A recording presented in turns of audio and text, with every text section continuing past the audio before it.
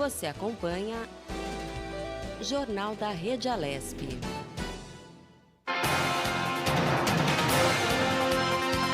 Voltamos com o Jornal da Rede Alesp dessa quarta-feira, 27 de maio de 2020, seguindo aí com as informações de tudo que acontece sobre a pandemia da Covid-19. A Petrobras aumentará em 5% o preço do litro da gasolina nas refinarias a partir de hoje. O diesel será reajustado em 7%. Esta será a 15ª vez que a estatal ajusta os preços da gasolina. No diesel, este reajuste será no 13º do ano. O aumento ocorre em meio à recuperação dos preços do petróleo no mercado internacional ao longo do mês. E o barril do tipo Brent opera em torno de $35, ante o patamar de $25 registrado ao fim de abril. Jornal da Rede Alesp. E alguns dias atrás nós falávamos com um economista justamente sobre esta questão nas bombas, de gasolina, se teríamos ou não o aumento do preço. Ele falava justamente que dependeria dessa questão dos barris de petróleo. Carolina? Exatamente, ele explicou um pouco como que o dólar, o aumento do dólar ia impactar no nosso bolso, no dia a dia. A gente esperava também esse acréscimo na gasolina e por conta da demanda, felizmente ela continua com preço acessível, né, Julie? É isso mesmo, Carol. E a gente tem mais entrevistas aqui no Jornal da Rede Alesp. A gente conversa agora com Alfredo Cotá, presidente da Associação Comercial de São Paulo. Ele vai falar justamente da reabertura do comércio e a cartilha que a associação está fazendo de procedimentos que será seguida e entregue aos comerciantes, que deverá ser seguida pelos comerciantes. Bom dia, Alfredo. Bem-vindo ao Jornal da Rede Alesp. Bom dia, Carolina. Bom dia a todos os seus ouvintes. Estamos aqui prontos para a gente conversar um pouco e trocar ideia. Ok, Alfredo, obrigada pela sua participação. Antes do feriado de Dia das Mães, você já tinha conversado com a gente aqui no Jornal da Rede Alesp e você contou um cenário de retração, da economia local. Hoje há quanto de prejuízo no comércio de São Paulo por conta dessas datas que, infelizmente, não renderam o quanto é esperado? Olha, o prejuízo é enorme. Em termos de porcentagem, nós temos uma queda de 65% nas vendas. Mas se você for olhar uma área mais específica, que é o circuito de compras da cidade de São Paulo, como uma referência, em que ele movimenta cerca quase de 100 bilhões de reais por ano, a cada mês passa, nós estamos perdendo cerca de 8 bilhões de reais. Se você for estendendo cada vez mais essa pandemia, essa quarentena, você pode ir somando para ver os prejuízos financeiros. Mas, Carolina, não é esse o maior prejuízo. O maior prejuízo é a perda de frentes de trabalho, de postos de trabalho. O desemprego está cada vez maior. Será o grande problema que essa pandemia vai deixar para nós quando essa crise estiver superada. Alfredo, aqui é a Júlia que fala. E qual que é... Bom dia, Júlia. Bom dia. E qual é a expectativa justamente dessa retomada gradual das atividades econômicas aqui no estado de São Paulo? Há essa possibilidade de, a partir de 1º de junho, que ainda vai ser ou não confirmada, dessa reabertura de forma gradual. Qual que é a expectativa, então, da Associação Comercial aqui? Bom, Júlia, nós temos dialogado com o governo do estado e com a prefeitura da cidade. O diálogo é muito produtivo, muito bom, e nós estamos com uma expectativa que hoje o governador vai anunciar o início de uma retomada a partir de algumas regiões e cidades do interior. E nessa retomada, eu tenho a impressão que ele vai delegar para os prefeitos fazerem a coordenação dessa reabertura em cada localidade. E como as associações comerciais do interior, ou seja, nós temos uma rede de 420 associações comerciais, são muito ligadas ao poder público municipal, elas também terão um papel importante para fazer com que a reabertura seja responsável, organizada e siga os protocolos orientados pela saúde e pelos critérios em geral. Agora, a cidade de São Paulo, apesar de nós estarmos dialogando, nós estamos aguardando uma melhor definição, mas temos insistido muito, tanto com o governador quanto com o prefeito, que há uma necessidade imperiosa de se iniciar a abertura, nem que seja através dos bairros. O centro da cidade é o grande foco de aglomeração, e que, de uma certa forma, traz uma certa temeridade para a decisão. Os bairros poderiam iniciar a abertura da mesma forma em regiões e cidades do interior, seguindo os protocolos, né, da saúde. E aí também a Associação Comercial de São Paulo já se dispôs a assinar um termo de compromisso com a Prefeitura de São Paulo para, juntos, podermos, então, fazer com que essa reabertura seja responsável, organizada, e faremos a orientação e a fiscalização dos procedimentos. E, Alfredo, você falou desse termo de compromisso, você já tem algum documento preparado? Seria mais ou menos uma conversa entre vocês? E você também, a Associação Comercial, queria perguntar também, anunciou que já tem um plano de reabertura, né, do comércio aqui em São Paulo, que já preparou uma cartilha com cuidados, né? Eu queria que você falasse um pouquinho sobre esse documento também. Então, nós temos dois planos. Um é o plano FACESP, que é para o interior do Estado, e que já foi entregue para as autoridades, e que é atualizado dia a dia, e está à disposição, e é realmente o que vai nortear as nossas entidades para proceder ao início dessa reabertura. Para a cidade de São Paulo, nós também preparamos não só uma cartilha que visa orientar o comerciante, principalmente o comerciante das atividades não essenciais, que estão sofrendo muito, mas também nós entregamos para a Prefeitura uma proposta onde nós, através das nossas 15 distritais, que abrange toda a cidade de São Paulo, a gente pode ajudar a Prefeitura e os subprefeitos na orientação, organização e fiscalização dessa abertura, desde que seja começada pelos bairros. E aí, portanto, é uma proposta nossa que está na mão da Prefeitura, e nós estamos aguardando o pronunciamento do senhor governador hoje, para então continuarmos o diálogo com a Prefeitura e verificar da possibilidade de assinar esse termo. Porque o que o senhor disse agora é de suma importância, né? Claro que os comerciantes estão sentindo duramente no bolso esse momento, que estavam tudo fechado praticamente, né? 90% ou mais do que isso fechado.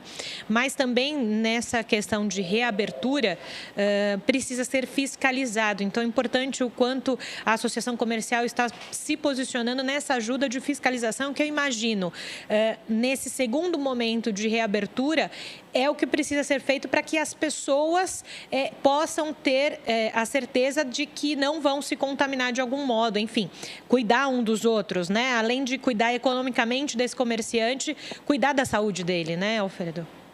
Perfeitamente. Você tem toda a razão. A nossa cartilha traça um tópico exatamente sobre a proteção dos funcionários e dos públicos, gente até costuma falar que é um momento de transição, do isolamento social para o distanciamento social. Nós temos muito a aprender. E por isso é que essa reabertura tem que ser feita de forma paulatina. E eu vou dizer mais uma coisa. Fechar é fácil, é um decreto. Reabrir é muito difícil. Não basta uma decisão. É uma ação integrada e conjunta exatamente para evitar a contaminação maior das pessoas. Portanto, nós estamos vivendo um momento muito delicado, mas estamos com uma expectativa muito favorável para que a gente possa, a partir de 1º de junho, iniciar com a retomada, que passa a ser fundamental. O trabalho é hoje o quesito mais importante que as pessoas estão pedindo para elas querem voltar a trabalhar. E o senhor, Alfredo, é presidente da Associação Comercial de São Paulo. A gente sabe o quanto também se empenha e o importante de se trabalhar em conjunto, né? O senhor falou várias vezes agora em conversas com o governo do estado, em conversas com a prefeitura, essa cartilha e esse termo de compromisso da Associação Comercial é um objetivo em comum, né, dessas 3 esferas. Então, assim, aqui o Jornal da Rede Alesp é prestação de serviço, é mostrar para a população o que está sendo feito. E, nesse momento, o quanto é importante unir forças para que, depois da pandemia, tente-se voltar à vida normal. E quando a gente fala voltar à vida normal, não é só deixar de usar máscara ou deixar de se cumprimentar, mas que a vida do cidadão, de quem trabalha, de quem recebe, também não seja tão impactada, apesar que a gente sabe que será impactada. Mas o trabalho dos senhores é justamente tentar diminuir esse impacto, não é? Olha, eu acho que o maior trabalho é de vocês. A informação hoje é valiosa. Eu sei que os órgãos de imprensa estão muito voltados das informações sobre a crise da pandemia. E não poderia, na verdade, ser de outra forma. Mas deveria começar a ter uma informação de como nós vamos lidar com os processos a partir dessa crise. Ou seja, o que vocês estão fazendo hoje é exatamente isso. Eu acho que está na hora de nós juntos, né, a imprensa, o seu extraordinário trabalho de informação, também começar a informar as pessoas sobre como vamos trabalhar juntos nesse momento da retomada. Conforme eu falei anteriormente, não é uma coisa simples, né? É uma coisa extremamente delicada, porque uma abertura desorganizada vai fazer com que exploda ainda mais a contaminação do vírus e vamos realmente aí entrar em colapso com o sistema público de saúde. Então, e é uma necessidade voltar. Tanto meus cumprimentos para vocês, que estão aí, na verdade, na linha de frente da informação. Olha, as informações são valiosas hoje. E, Alfredo, você falou dessa complexidade de fazer uma retomada, né, de abrir agora novamente, depois do decreto que fechou os estabelecimentos não essenciais. E vocês também têm uma preocupação, né, como você disse, sobre as aberturas nos bairros, né, de centralizar um pouco. Vocês têm uma preocupação também com esse pequeno empreendimento, né? Porque já que eles estão no bairros, eles não estão nas áreas centralizadas. E a preocupação também em gerar a economia ali nesses estabelecimentos locais, né? Extraordinária colocação.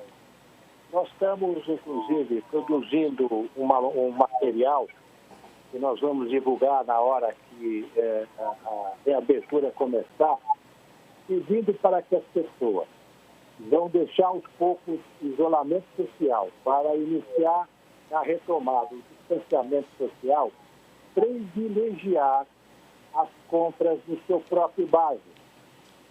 Porque são exatamente essas pequenas lojas, pequeno comércio, pequeno varejo, que estão sendo o mais afetado com essa crise. E se nós não dermos atenção, porque nós precisamos entender uma coisa, viu, Carolina e Júlio, que a renda da população está caindo a níveis inacreditáveis. Nós não vamos reabrir o comércio e vamos sair comprando e vai ter o mesmo movimento que tinha antes. Portanto, nós temos que focar na ajuda, fazer com que, quando você consumir, consuma no seu bairro, para ajudar exatamente aquela pequena empresa que esteve impossibilitada de trabalhar, esteve fechada, para que ela possa sobreviver, senão ela vai morrer. Tem muitas empresas morrendo.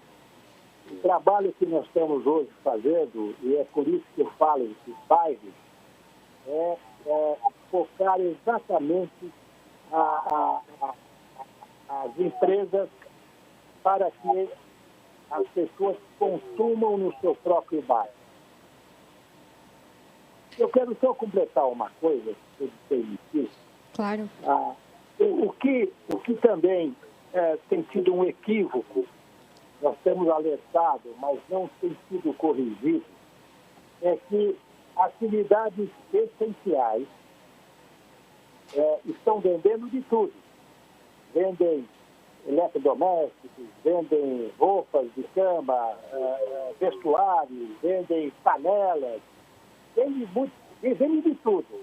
E as empresas específicas de venda desses produtos e artigos estão fechadas. Então, na hora que os consumidores voltarem a querer comprar, já tiveram comprado anteriormente, e aí nós vamos ter uma situação mais caótica ainda. É o desequilíbrio que está existindo nessa forma que foi definida entre atividades essenciais e atividades não essenciais. Outro dia eu recebi um telefonema de um associado nosso, que é uma empresa de móveis, e tem 2 lojas na Zona Sul, em Santa Amaro.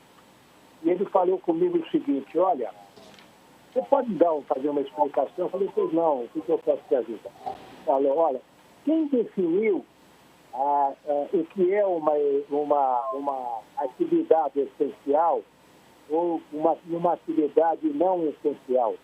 Ele foi as pessoas responsáveis, né, pelo governo, etc. Mas dá para dizer para ele que a minha empresa, 2 lojas que eu tenho de imóveis, se estou impedido de trabalhar, é essencial para a minha família. E aí eu não sei mais se eu pago o meu carnê de saúde, né, do plano de saúde, ou compro comida em casa. Porque se eu não pagar o plano de saúde e ficar doente, nós não temos como ser socorrido. Mas se não comprar comida, eu também não tenho como alimentar os meus filhos.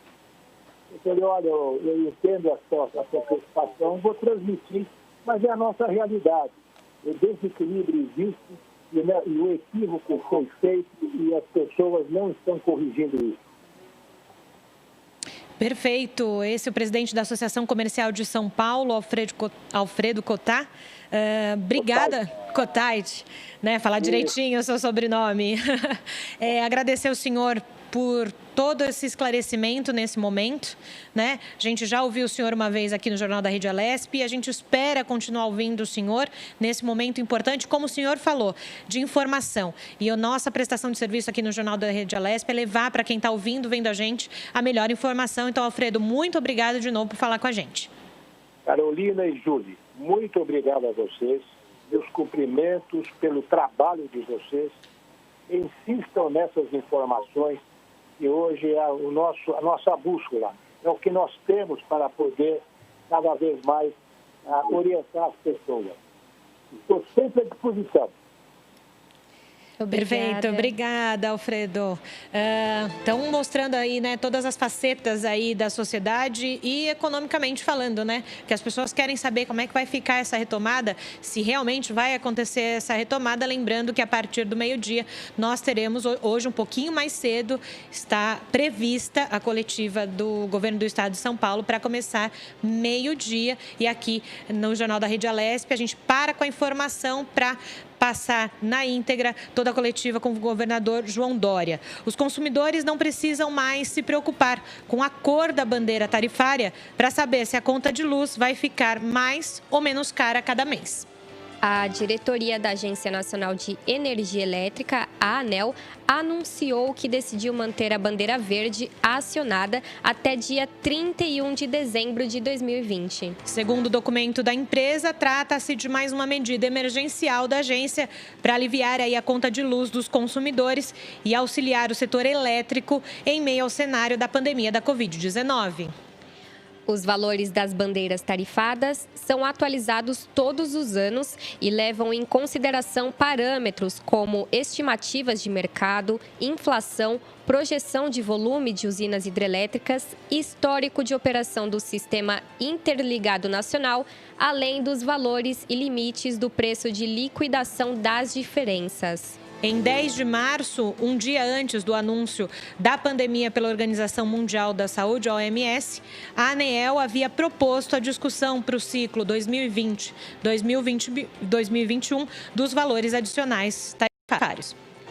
A proposta ficou em consulta pública no período de 12 de março a 27 de abril. No entanto, de acordo com a ANEEL, os impactos da pandemia no consumo de energia e nas atividades econômicas alteraram de forma significativa os estudos e parâmetros utilizados na proposta da agência. Além disso, os custos cobertos pelas bandeiras tarifárias estão contemplados na chamada Conta Covid, empréstimo ao setor elétrico feito junto a bancos públicos e privados, com o objetivo de aliviar, então, os impactos da atual crise no setor elétrico.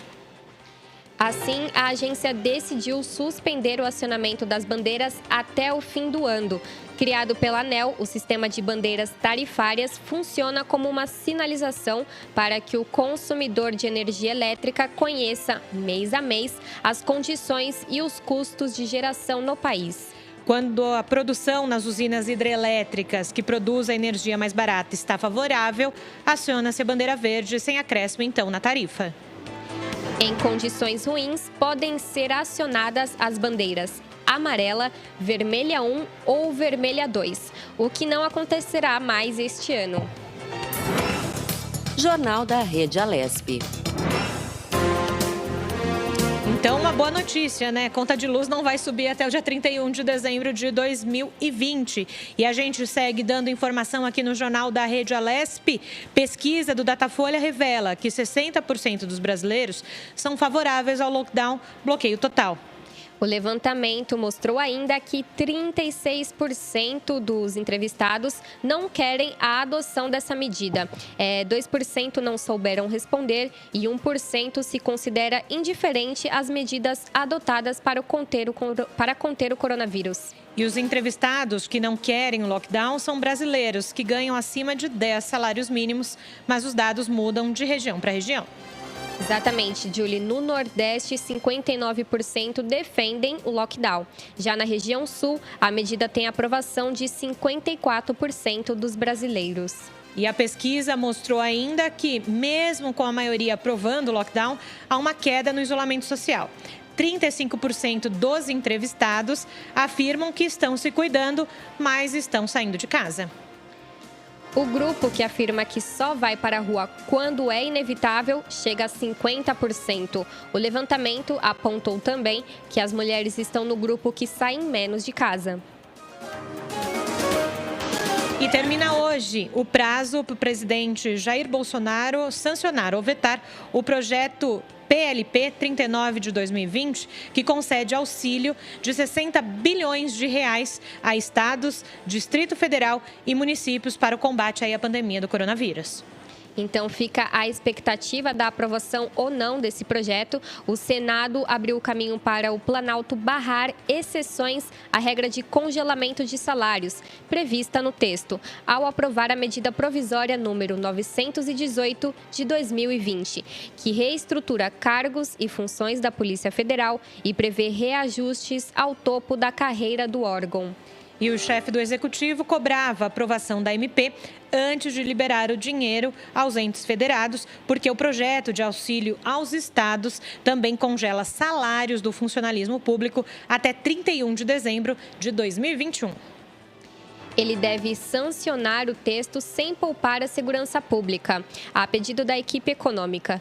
Com a aprovação dessa MP, no entanto, vantagens já negociadas, como as previstas para os policiais, devem ser garantidas. Assim, Bolsonaro fica livre para vetar as exceções inseridas pelos parlamentares ao congelamento salarial. E o presidente anunciou, Carol, que fará o que o ministro da Economia, Paulo Guedes, quer, como, por exemplo, a proibição de reajustes até 2021 e contenção de gastos com a folha de pagamento. E enquanto o PLP 39 tramitava no Congresso, desde o dia 5 de maio, 9 estados deram reajustes para algumas categorias. São eles Goiás, São Paulo, Maranhão, Mato Grosso, Minas Gerais, Paraíba, Pará, Paraná e também o Distrito Federal. Entre os escolhidos estão policiais civis, militares, bombeiros, técnicos científicos, agentes de segurança penitenciários e professores. Jornal da Rede Alesp. Continuando com o nosso giro de informação aqui no Jornal da Rede Alesp, um estudo aponta que o desmatamento na Mata Atlântica cresceu cerca de 30% em 2 anos. Após 2 períodos consecutivos de queda, foram desflorestados entre 2018 e 2019 um total de 14.502 hectares. O crescimento foi de 27,2% comparado com o período anterior, que é de 2017 a 2018, que a área perdeu 11.399 hectares. As informações são do Atlas da Mata Atlântica, iniciativa da Fundação SOS Mata Atlântica e do Instituto Nacional de Pesquisas Espaciais, o INPE. A boa notícia, segundo a Fundação, é que Alagoas e Rio Grande do Norte conseguiram zerar o desflorestamento da Mata Atlântica e outros 7 estados estão próximos de zero. Os dados foram divulgados neste 27 de maio, hoje, quarta-feira, quando é celebrado o Dia Nacional da Mata Atlântica. Mais uma vez, o estado campeão de desmatamento foi Minas Gerais, que teve uma perda de quase 5.000 hectares de floresta nativa. A Bahia ficou em segundo lugar, com 3.532 hectares, seguido pelo Paraná, com 2.767 hectares. Os 3 líderes do ranking tiveram aumento de desmatamento de 47%, 78% e 35%, respectivamente, na comparação com o período anterior. E, segundo a pesquisa, os estados com desmatamento zero são Alagoas, Ceará, Espírito Santo, Goiás, Paraíba, Pernambuco, Rio de Janeiro, Rio Grande do Norte e São Paulo. E a gente segue aqui no Jornal da Rede Alesp, trazendo a melhor informação para você. E a gente continua o nosso jornal daqui a pouco, depois do intervalo.